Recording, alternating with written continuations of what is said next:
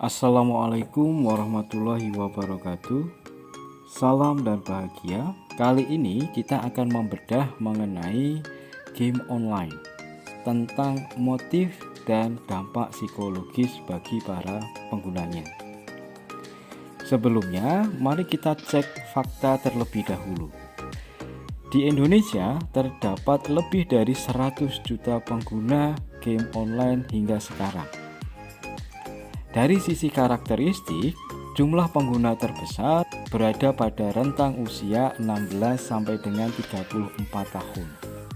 Menurut jenis kelamin, tidak ada perbedaan yang signifikan antara pengguna dengan jenis kelamin perempuan dan pengguna dengan jenis kelamin laki-laki. Yang menarik, terdapat lebih dari 50% ibu dengan anak di bawah 10 tahun yang kerap kali menggunakan game online. Lalu apa yang kita sebut sebagai game online?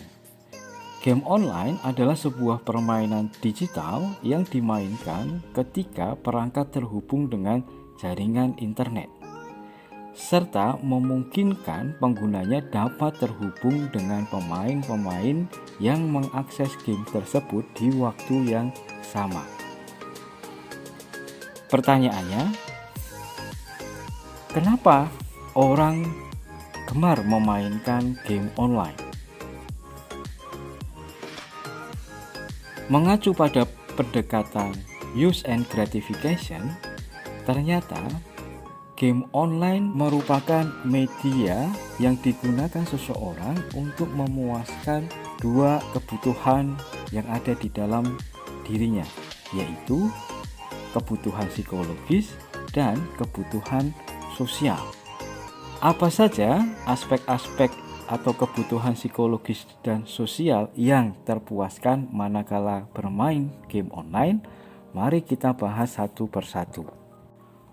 Motif psikologis yang pertama adalah keinginan untuk memperoleh kekuatan, progres yang cepat, dan mengumpulkan sesuatu yang berharga atau yang kita sebut dengan kebutuhan advancement. Misalnya berupa mengumpulkan poin ataupun item yang didapat ketika kita bermain game. Motif psikologis yang kedua berkaitan dengan keinginan untuk mendominasi, berkompetisi, dan saling mengalahkan. Tentu saja pencapaian tertinggi seorang pemain manakala dia berhasil memenangkan permainan game online dan mengalahkan lawannya. Motif psikologis yang selanjutnya adalah hasrat pemain di dalam menganalisis dan menaati aturan di dalam rangka mengoptimalkan performa karakter di dalam game atau yang kita sebut sebagai motif mekanik. Motif yang selanjutnya adalah hasrat untuk menemukan atau mengetahui sesuatu di dalam game yang pemain lain belum mengetahui dan menemukannya. Ini kita sebut sebagai motif discovery. Motif selanjutnya yaitu customization, yaitu keinginan untuk memodifikasi karakter mereka atau diri kita ketika sedang bermain game sesuai dengan keinginan diri kita.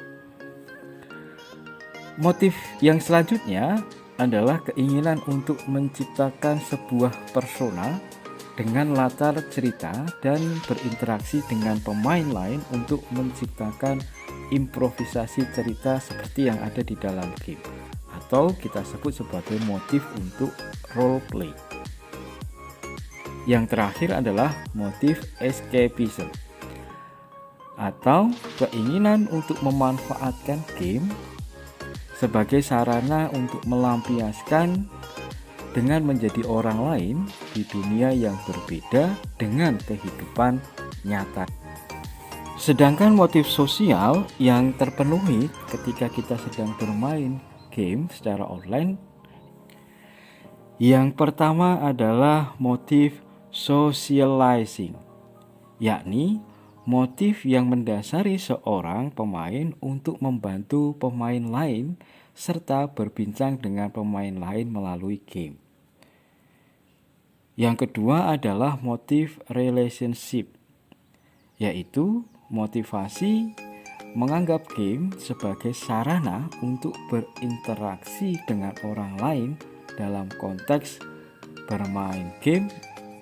Motif sosial yang terakhir adalah motif teamwork, yaitu motivasi pemain untuk bekerja sama dalam sebuah permainan game dalam rangka untuk mencapai tujuan sebuah misi. Lalu bagaimana sebuah permainan dalam game online itu mampu mempengaruhi perilaku kita sebagai penggunanya?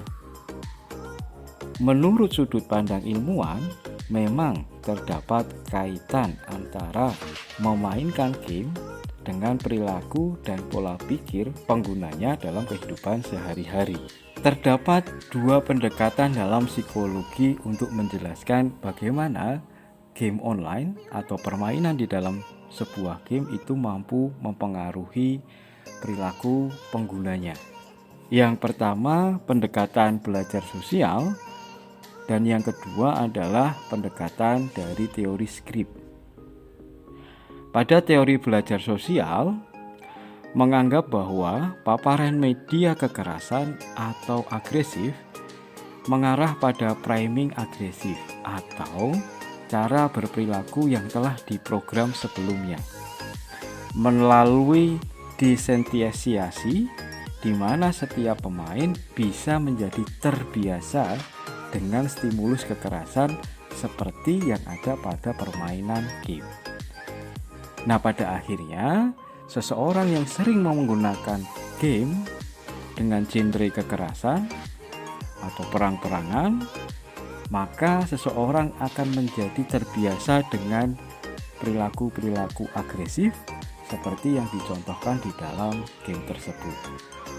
Nah, hal ini berbahaya apabila kemudian penggunanya adalah anak-anak. Pendekatan yang kedua adalah pendekatan dengan menggunakan teori skrip atau skema pengetahuan.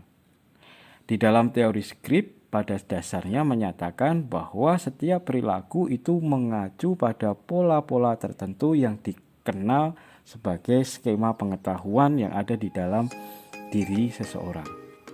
Skema pengetahuan tersebut didapatkan individu karena hasil belajar dari pengalaman mereka tentang cara berperilaku yang tepat dan memberikan makna yang tepat pada perilaku. Seseorang yang sering memainkan game dengan genre kekerasan berpotensi untuk mengembangkan skrip atau skema pengetahuan yang menunjukkan bahwa perilaku agresivitas, perilaku kekerasan, perilaku kebencian dan permusuhan adalah perilaku yang normal dan dapat diterima di dalam masyarakat seperti yang ada di dalam game.